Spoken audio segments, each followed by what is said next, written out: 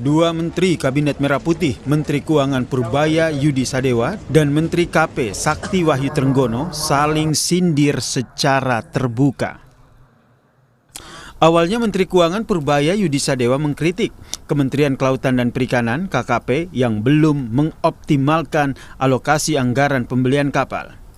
Menkyu bilang, menerima aduan dari pengusaha industri kapal dan galangan kapal dalam negeri yang sampai saat ini belum mendapatkan pesanan dari KKP. Padahal, kata Purbaya, tambahan anggaran yang diminta oleh KKP ke Kementerian Keuangan sudah disetujui dan cair. Berapa dari Anda yang sudah terima order dari KKP? Belum? Kan Anda yang masuk akal. Uangnya kok keluar? Ordernya nggak ada. Ini apa-apaan? Ini mungkin kalian kurang aktif apa gimana nih? Kenapa KKP belum ada order di sana? Kan kita mendorong pertumbuhan ekonomi. Uangnya bisa saya anggarin kok. Rugi saya, Pak. Utang-utang disalokasi nggak dipakai. Terus kalau depan presiden selalu bilang ada. Kalau saya lihat kondisi galangan kapal domestik mungkin 1/10 ya, mungkin lebih sedikit lagi. Alahannya harganya mahal, bahan bakunya mahal, dipajakin segala macam. Kan bisa datang ke saya kalau itu, saya nolin aja. Kalau perlu saya subsidi kalau memang. Tidak lama kritik Purbaya langsung dibalas Menteri Kelautan dan Perikanan Sakti Wahyu Trenggono lewat media sosial. Yang terhormat Menteri Keuangan, bahwa dana untuk pembangunan kapal tersebut bersumber dari pinjaman luar negeri dari pemerintah Inggris. Coba Anda tanya dulu deh sama anak buah Anda, bener nggak tuh uang kapal sudah dikucurkan? Tanggapan dari Sakti ini kembali direspons Purbaya. Dia bilang ucapannya mengenai tidak ada pesanan kapal KKP, ia simpulkan dari pengecekan yang ia lakukan di galangan kapal. Saya nggak tahu kan dia suka promosi kapal banyak. Saya cuma cek kan ke galangan, ada nggak yang diorder? Ya belum, berarti kan belum ada pesanan di sana. Mau dibikin tahun kapan saya nggak tahu. Ya udah nanti yang betul Pak Trenggono mungkin saya datanya salah. Kan sebagian katanya uangnya kata pinjaman. Tapi pinjamannya nanti kan lewat kita juga kan, tetap aja. Anggaran yang diturunkan berapa Pak? Saya nggak tahu, angkanya berubah-ubah terus. Dan yang penting gini, ketika ada program tadi pembuatan kapal, cepat diluncurkan ke bawah. Itu aja. Dua menteri saling sindir secara terbuka di depan publik, menimbulkan pertanyaan soal koordinasi antar kementerian dan juga soliditas Kabinet Merah Putih. Tim Liputan, Kompas TV. Dua menteri saling sindir. Kita akan bahas bersama politisi Partai Golkar Ahmad Irawan dan Direktur Eksekutif Carta Politika Yunarto Wijaya. Selamat malam, Irawan. Malam. Malam. Malam Mas Robi, malam ya. Mas Irawan. Halo Mas, malam. Saya ke Anda dulu, Irawan. Kalau melihat apa yang kita saksikan tadi, ini lebih kepada saling kritik, saling mengoreksi, atau jangan-jangan ada ketidakcocokan antar menteri. Anda sebagai partai pendukung Pak Prabowo dan Gibran, terutama juga yang ada di kabinet, bagaimana melihat ini? Kalau saya sih melihatnya bahwa ini kan berangkat dari Pak Purbaya mengecek di lapangan gitu, dan kemudian direspon oleh Menteri Kelautan dan Perikanan Pak Trenggono. Jadi sebenarnya ini bukan persoalan soliditas. Ada 3 hal setidaknya memang yang mungkin bagi media ini menarik. Yang pertama tadi itu kaitannya dengan persoalan komunikasi dan koordinasi tadi. Jadi bukan persoalan soliditas kabinet. Yang kedua adalah persoalan etika tadi, artinya kritik yang disampaikan di depan publik atau dalam forum itu tadi, atau Pak Trenggononya kemudian merasa tersinggung lah ya, merasa tersinggung, disentil.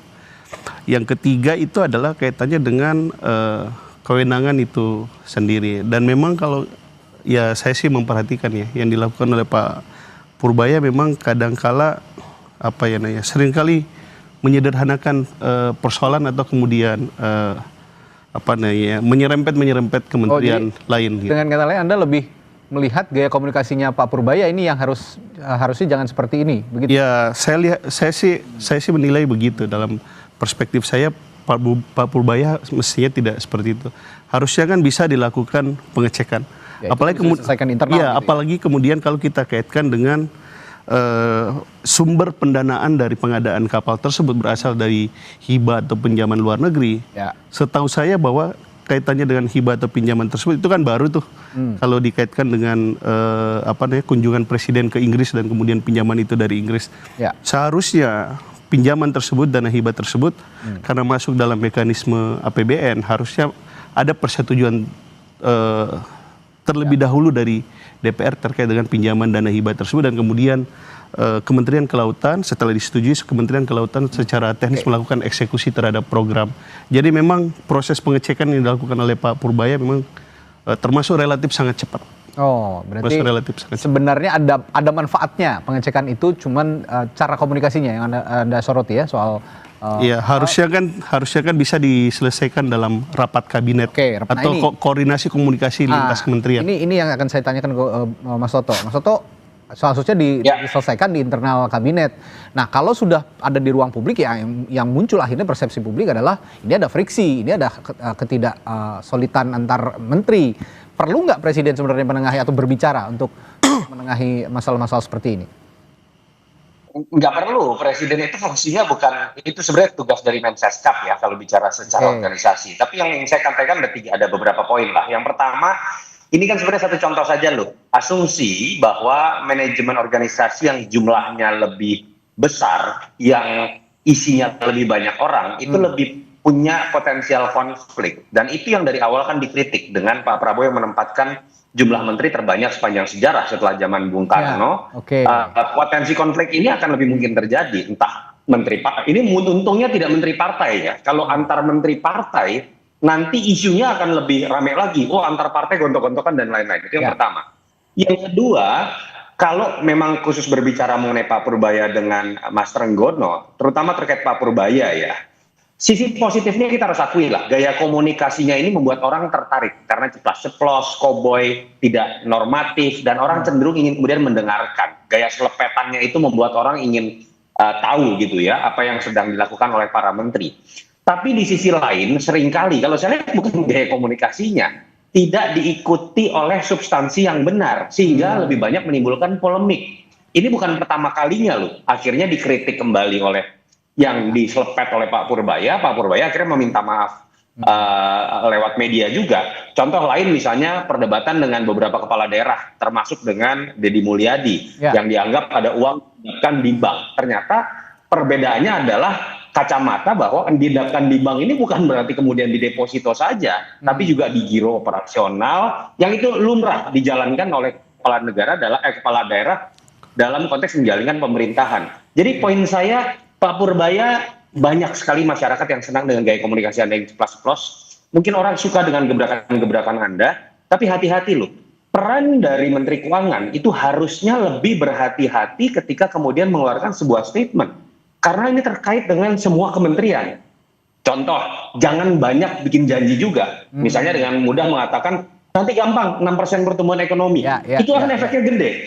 Pengusaha, market, masyarakat berhitung didasarkan pada keyakinan menteri. Ketika tidak tercapai, efeknya bukan sekedar janji pacar kepada pacarnya untuk kemudian tidak terrealisasi. Ini efeknya kepada seluruh masyarakat.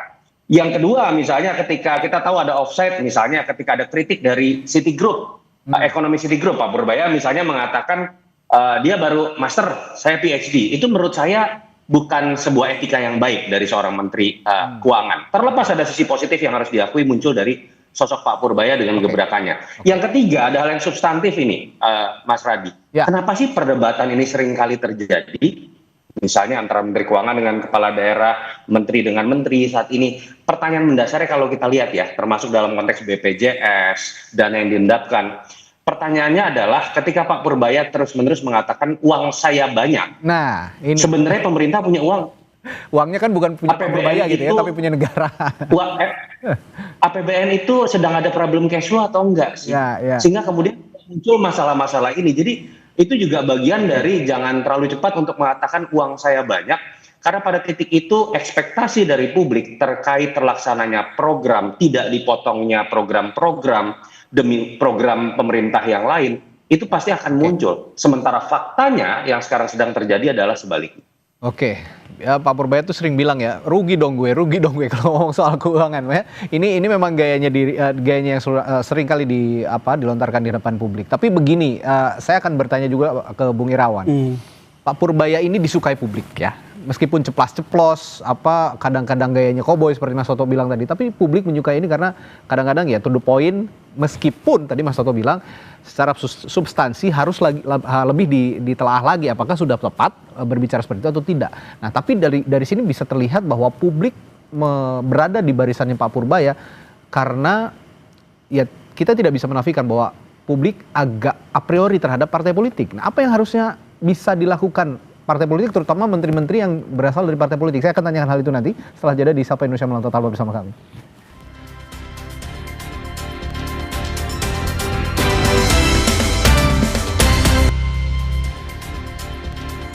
Menkeu versus Menteri KKP yang saling sindir, tapi sepertinya sudah selesai ya, karena terakhir saya lihat media sosialnya Pak Trenggono, ini sudah bilang, that's all folks, back to work katanya. Sudah selesai, ini back to work katanya. Ini karena memang sepertinya ingin saja memberikan reaksi ketika Pak Purbaya menembak menteri-menteri yang dinilainya tidak bisa kooperatif. Tapi itu versinya Pak Purbaya. Tapi begini, tadi saya tanyakan ke Bung Irawan, bahwa Purbaya ini disukai oleh publik, disukai oleh netizen lah kalau katakannya di media sosial.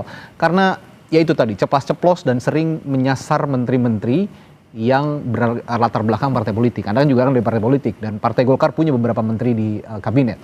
Yang ingin saya tanyakan, apa yang ingin partai perbaiki ketika publik lebih memilih sosok Purbaya dibandingkan partai politik?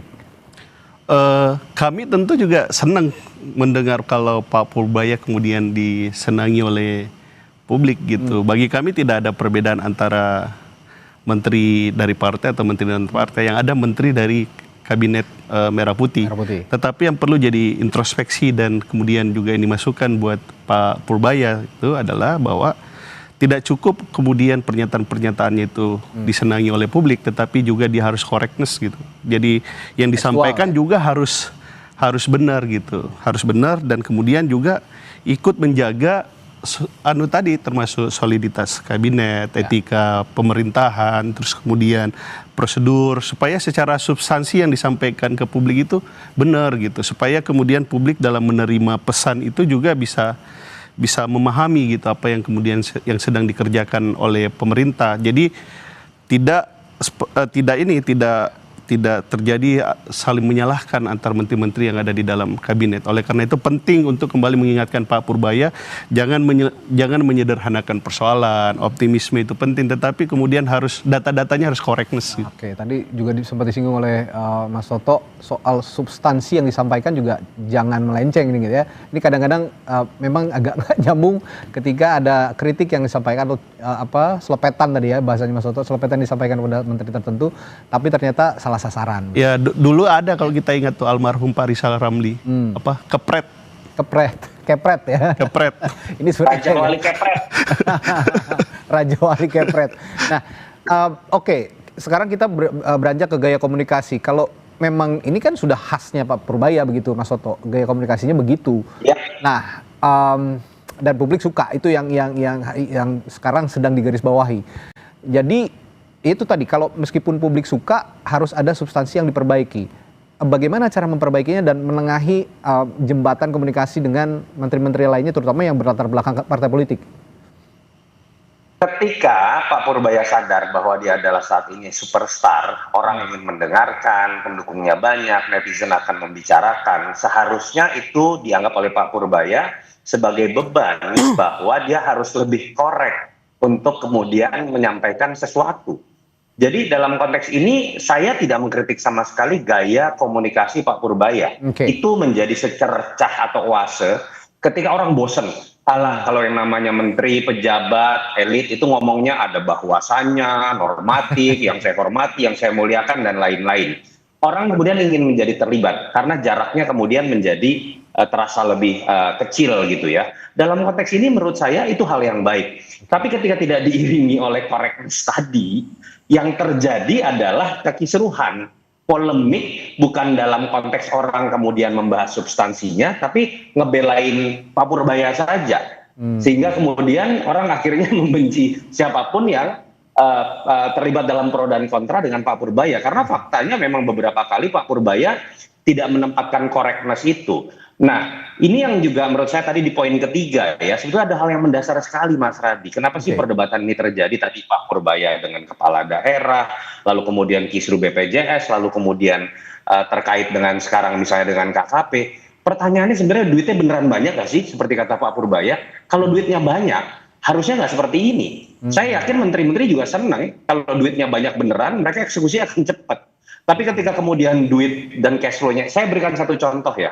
Ketika kita berbicara mengenai Pak Purbaya mengatakan duitnya banyak, rata-rata dari Pemda, atau minimal saya udah mendengar langsung Pemda Jawa Barat misalnya mengatakan masih ada hutang 1 triliun lebih, sekitar 1,5 triliun kalau saya nggak salah, dari 2 tahun pemerintahan di 2024 dan 2025 yang memang berasal dari pemerintah pusat, dari DBH terutama ya, dana bagi hasil.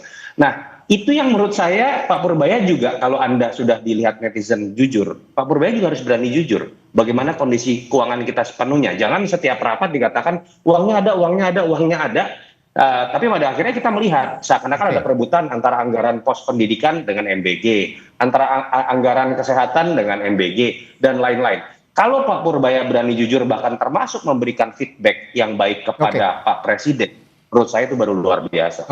Terakhir saya ke Bung Irawan, kalau di DPR juga kan punya punya fungsi budget ya, sama-sama membicarakan ini dengan pemerintah begitu. Selama ini dengan diskusinya DPR dengan pemerintah, mengingat tadi kata Mas Toto, uangnya ada. Kalau Anda di DPR melihat sebenarnya uang anggaran ini ada nggak sih untuk kementerian? Ya pasti ada lah, anggarannya ada. Anggarannya memang ada, cuma kan memang ada proses realokasi. Memang besar begitu, seperti yang dibilang Pak Purbaya.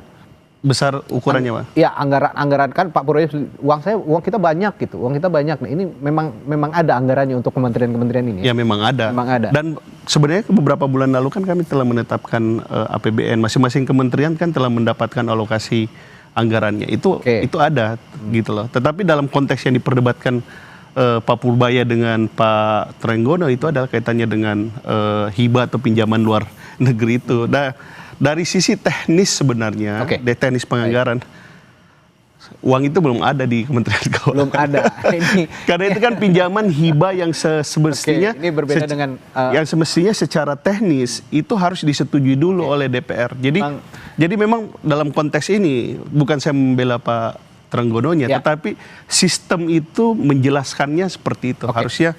Harusnya disetujui dulu DPR pinjaman hibah itu. Jadi bahan evaluasi sepertinya ya untuk Pak Purbaya jika memang menyaksikan tayangan ini. Semoga kedepannya komunikasi yang terbangun dengan berbagai menteri juga. Mas Radi, 10 detik aja. Silakan, singkat saja Mas Toto. Simpel aja, menurut saya kalau teman-teman menteri lain, termasuk Menteri Parpol merasa kemudian kok panggungnya sepertinya diambil oleh Pak Purbaya sehingga jadi pemilik kebenaran, ya sudah pelajari cara berkomunikasinya, jangan normatif lagi. Ceplas-ceplos juga, cowboy juga, dengan lebih kadar correctness yang lebih tinggi, menurut saya akan menjadi menarik kok untuk tontonan buat saya publik dibandingkan 10 detik juga di ruang. Cowboy dibalas cowboy lah ya. Jadi sekali lagi saya bilang, ini tidak ada menteri parpol, menteri non-parpol. Menteri Kabinet Merah Putih yang itu koordinasi, komunikasi di dalam itu diperbaiki. Makasih banyak Bung Irawan dan Mas Toto telah berbincang malam hari ini. Sampai Indonesia Malam, kita ketemu lain waktu. Selamat malam. Makasih Mas Irawan. Halo Mas.